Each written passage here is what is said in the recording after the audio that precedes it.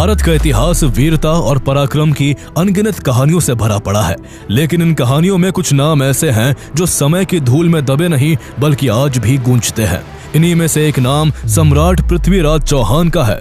अजमेर और दिल्ली को अपनी राजधानी बनाकर इस युवा सम्राट ने भारत की राजनीति में ऐसी धाक जमाई थी कि उनका नाम सुनते ही दुश्मनों के दिल कांप उठते थे। पृथ्वीराज सिर्फ तलवार और भाले के धनी नहीं थे, बल्कि ज्ञान और विद्या में भी माहिर थे। उन्हें कई भाषाओं का ज्ञान था, गणित और दर्शन की समझ थी और उनकी सबसे बड़ी कला शब्द भेदी बाण चलाने की थी। यानी बिना देखे वो सिर्फ आवाज सुनकर लक्ष्य को भेद देते थे।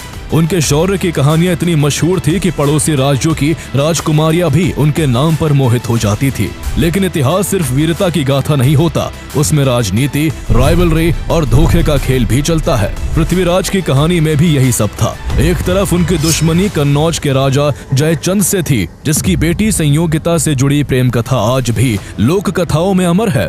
दूसरी तरफ पश्चिम से मोहम्मद गौरी नाम का एक नया खतरा उठ रहा था, जो सिर्फ लूटपाट नहीं बल्कि भारत में परमानेंट राज करना चाहता था। साल 1191 में तराइन की धरती पर जब पृथ्वीराज चौहान और मोहम्मद गौरी की सेनाएं आमने सामने आई तो इतिहास ने करवट ली। इस युद्ध में पृथ्वीराज ने अपनी रणनीति और ताकत से गौरी को धूल चटा दी। कहा जाता है कि पृथ्वीराज चौहान ने मोहम्मद गौरी को 16-17 बार हराया था और हर बार उसे माफ कर जिंदा छोड़ दिया था।